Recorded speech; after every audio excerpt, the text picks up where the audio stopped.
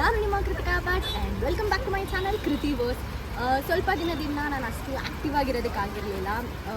ಆಮೇಲೆ movie review ಕೊಟ್ಟು ತುಂಬ ಸಮಯ ಆಗಿತ್ತು. ರೀಸೆಂಟಾಗಿ ಇವಾಗ ಸೆನ್ಸೇಷನಲ್ ಆಗಿರೋ ಮೂವಿ ಕಲ್ಕಿ ಮೂವಿ ಹೋಗಿದೆ, ಆದರೆ ರಿವ್ಯೂ ಸ್ವಲ್ಪ ಲೇಟಾಗಿ ಕೊಡ್ತಾ ಇದ್ದೀನಿ. ಸಾರಿ, ಕ್ಷಮಿಸಿ ನನ್ನನ್ನು.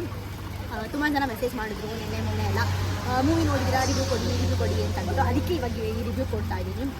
ಮೂವಿ ಹೇಳಬೇಕು ಅಂತ ಹೇಳಿದ್ರೆ, ನಾನು ಹೋಗಿದ್ದು ತೆಲುಗು ವರ್ಷನ್ ಮೂವಿಗೆ ಹೋಗಿದ್ದು. ಎಲ್ಲರೂ ಖಂಡಿತ ಥಿಯೇಟರಲ್ಲೇ ನೋಡಬೇಕಾಗಿರುವಂಥ ಮೂವಿ ಇದು.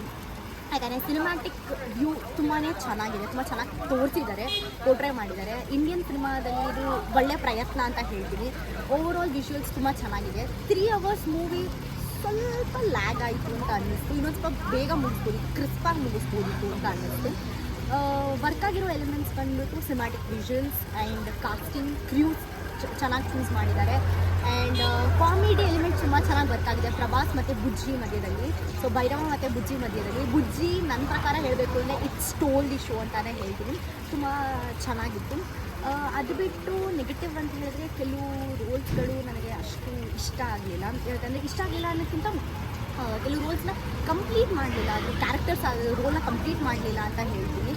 ಮಧ್ಯದಲ್ಲೇ ಬಿಟ್ಬಿಟ್ಟಿದ್ದಾರೆ. ಪ್ರಾಬಬ್ಲಿ ಇದು ಫಸ್ಟ್ ಪಾರ್ಟಲ್ಲಿ ಬರೀ ಫೌಂಡೇಶನ್ ಹಾಕಿರೋದ್ರಿಂದ, ಕ್ಯಾರೆಕ್ಟರ್ ಫೌಂಡೇಶನ್ ಹಾಕಿರೋದ್ರಿಂದ ಸೆಕೆಂಡ್ ಪಾರ್ಟಲ್ಲಿ ತೋರಿಸ್ಬೋದು ಅಂತ ಅನ್ಕೋತೀನಿ. ಅದು ಬಿಟ್ಟರೆ ನಾನು ಆಗಲೇ ಹೇಳಂಗೆ ಟೈಮ್ ಸ್ವಲ್ಪ ಲ್ಯಾಗ್ ಆಯಿತು. ಆ್ಯಂಡ್ ಮಾತಾಡಲೇಬೇಕಾಗಿರೋ ವಿಷಯ ಟಿಕೆಟ್ ಪ್ರೈಸ್ಗಳು ಗಗನಕ್ಕೇರಿದೆ. 400, 500, 700 ಇದೆ.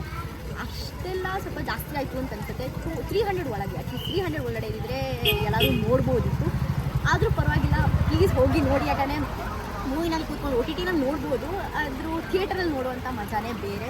ಇದು ನನ್ನ ಚಿಕ್ಕ ರಿವ್ಯೂ, ಇದು ನನ್ನ ಒಪಿನಿಯನ್, ನಾನು ನಿಮಗೆ ಕೊಡ್ತಾ ಇರೋದಷ್ಟೇ. ನೀವು ಯಾರು ನೋಡಿದರೆ ಸಿನಿಮಾ ಹೇಗೆ ಅನ್ನಿಸ್ತು ಅಂತ ಪ್ಲೀಸ್ ಕಮೆಂಟ್ ಬಾಕ್ಸಲ್ಲಿ ತಿಳಿಸಿ. ಮತ್ತೆ ಇನ್ನೊಂದು ಸಿನಿಮಾ ಜೊತೆ ಬರ್ತೀನಿ. Until then bye bye, take care.